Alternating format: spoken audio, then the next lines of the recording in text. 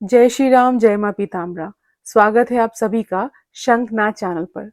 पिछले एपिसोड में हमने ये विस्तार से समझा कि पितृ कौन है और हमारे जीवन को कैसे प्रभावित करते हैं। अगर वो वीडियो आपने अभी तक नहीं देखा है तो जरूर देखिए। इस विषय को और अच्छे से समझने के लिए उसका लिंक डिस्क्रिप्शन बॉक्स में और यहाँ स्क्रीन पर ऊपर दिया है। आज बात करते हैं कि पितृ दोष कैसे लगता है और आप कैसे किन लक्षणों की सहायता से ये पहचान सकते हैं कि आपको वाकई ये कठिनाई है।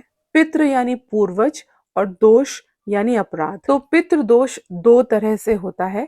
पहला, अगर आपके पूर्वजों ने अपने जीवन में कुछ पाप कर्म किए जिसका प्रायश्चित पूरी तरीके से नहीं हो पाया तो उसका प्रभाव आने वाली पीढ़ियों को भोगना ही पड़ता है। जैसे मान लीजिए कि पिता, दादा और परदादा के हाथों गौ हत्या या ब्राह्मण हत्या हुई हो तो ये भयंकर पापों की श्रेणी में आता है जिसका प्रभाव कई पुश्तों तक रहता है। इसके अलावा कोई ऐसा पीपल या बरगद का पेड़ काटा हो या कटवाया हो जिसकी पूजा होती हो, ऐसे पेड़ ब्रह्म राक्षस और दूसरी अलौकिक दैवीय शक्तियों का स्थान भी होते हैं, इसीलिए इन्हें कटवाने से विशेष पाप लगता है। कन्या शिशु की या कन्या भ्रूण की हत्या, इसके अलावा बलात्कार, गांव के मंदिर से चोरी या जागृत मंदिर अगर तुड़वाया हो, किसी की जमीन खेत पर जबरन कब्जा किया हो, गांव के ऐसे कुएं या तालाब में विष मिलवाया हो जहां से लोग और पशु पानी पीते हों, तो ये कुछ उदाहरण है उन पापों के जिन्हें करने से कई पीढ़ियों तक का दोष लगता है और इनका प्रायश्चित न हो पाने की स्थिति में अपराध करने वाले को प्रेत योनि में भटकना भी पड़ सकता है। तो ये पुरखे अपने वंशजों से तर्पण मांगते हैं क्योंकि अब आपके ही प्रयास से उन्हें मुक्ति मिल सकती है। प्रेत योनि या जिस किसी भी निकृष्ट योनि जैसे चूहा, बिल्ली, कीड़े मकोड़े की योनि में वो कष्ट पा रहे हैं, उससे निकलकर एक सम्मानजनक अवस्था में अब मात्र आप ही उन्हें पहुंचा सकते हैं, क्योंकि मृत्यु के बाद पुण्य और प्रायश्चित करने की क्षमता समाप्त हो जाती है। आप सिर्फ लटके रहेंगे दोनों लोगों के बीच। इसीलिए मनुष्य जीवन सर्वश्रेष्ठ बताया गया है जिसमें आप दान, साधना और सहायता जैसे पुण्य जमा कर सकते हैं। हालांकि इसे हमारा दुर्भाग्य ही कहा जाएगा कि इस सर्वश्रेष्ठ योनि को हम भोग और पाप करने में ही गवा देते हैं। खैर, पितरों के निमित्त हम सरलता से क्या कर सकते हैं इसके बारे में हम वीडियो में आगे बात करेंगे। अब आते हैं दूसरी श्रेणी के पितृ दोष। ये वो दोष हैं जो हमारे अपराधों के कारण लगते हैं, जैसे पितरों की निंदा और आलोचना करना।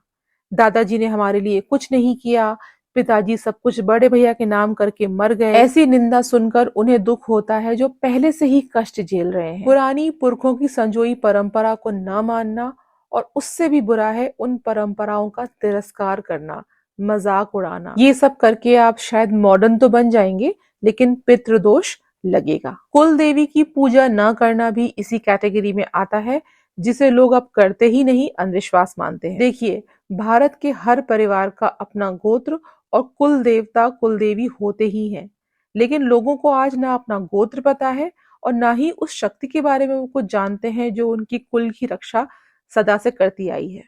अगर प्रतिदिन नहीं भी कर सकते हैं तो वर्ष में पड़ने वाले त्योहारों जैसे कि होली, दिवाली, नवरात्रि या बच्चों के जन्म पर, मुंडन पर और विवाह संस्कारों पर तो कुल देवी का पूजन अवश्य ही करें। जैसे घर के बुजुर्गों को हम भूख और प्यास लगने पर पानी और भोजन देते हैं, वैसे ही दिवंगत पूर्वजों को तर्पण दिया जाता है।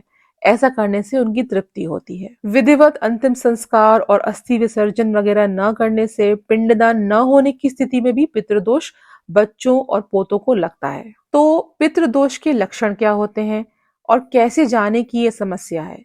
तो पहला लक्षण है चलता हुआ खानदानी बिजनेस अचानक से घाटे में चले जाना या एकदम ठप ही हो जाना। ऐसा कई बार देखा गया है कि बहुत प्रॉफिटेबल बिजनेस एक पीढ़ी के खत्म हो जाने के बाद जैसे ही दूसरी नई पीढ़ी के हाथों में आता है, उस बिजनेस की दुर्दशा हो जाती है। दूसरा लक्षण, योग्यता के अनुसार नौकरी का प्राप्त न होना और इसके कारण धन का अभाव रहना। पुराने कुओं, पुराने वृक्षों का अचानक से सूख जाना जो पहले बहुत अच्छे हुआ करते थे। दुधारू पशुओं का बीमार रहना या उनकी आकस्मिक मृत्यु।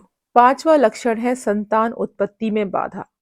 बच्चा गर्भ में आएगा नहीं या आएगा तो रुकेगा नहीं, पैदा होगा तो अस्वस्थ या अल्पायु होगा। छठा लक्षण है बार बार पका हुआ खाना गिरना या खराब हो जाना। घर में बार बार चोरी और आग लगना भी पितृदोष का एक लक्षण होता है।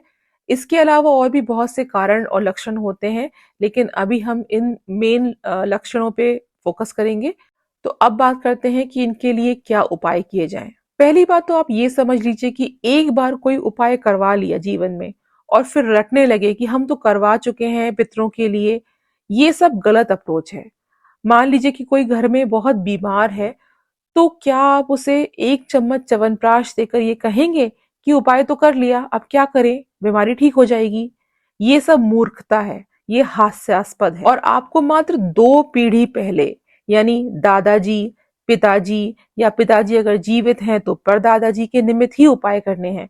तो छोटे छोटे ही सही पर रेगुलर उपाय करने से पितृदोष के प्रभाव में कमी आती है। तो पहला उपाय है अपने दिवंगत पुरखों के चित्र यदि आप घर में रखते हैं तो दक्षिण दिशा में ही रखें, क्योंकि दक्षिण दिशा पितरों और यम की दिशा होती है। घर के मंदिर में या पूर्व दिशा में दिवंगत सदस्यों की फोटो लगाना दोषों में वृद्धि करेगा।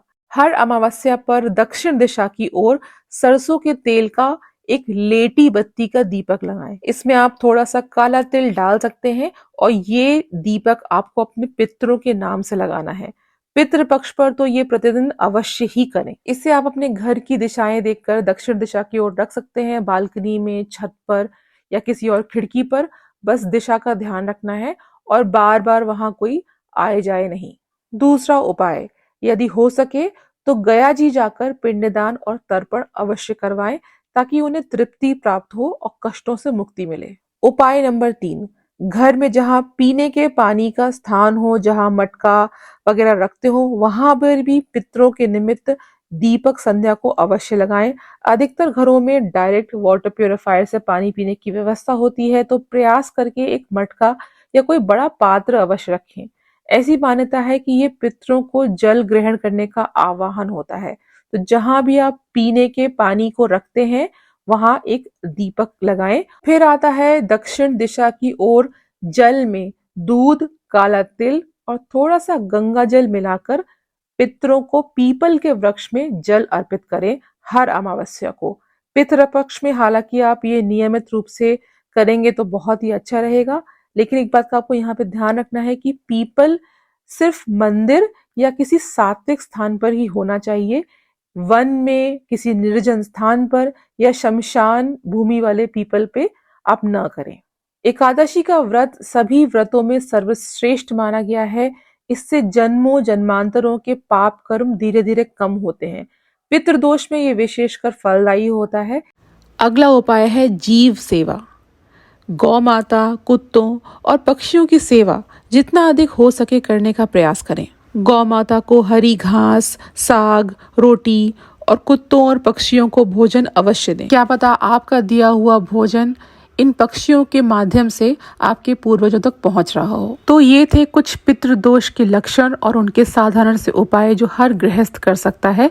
अगर ये वीडियो आपको अच्छी लगी तो मेरे चैनल को सब्सक्राइब जरूर करें। पितृपक्ष सीरीज में आगे भी इस विषय पे वीडियोस आने वाले हैं, तो बेल आइकन को प्रेस कीजिएगा ताकि जब भी कोई नया वीडियो अपलोड हो आप तक नोटिफिकेशन आए। तब तक के लिए जय श्री राम, जय मां पीताम्बरा।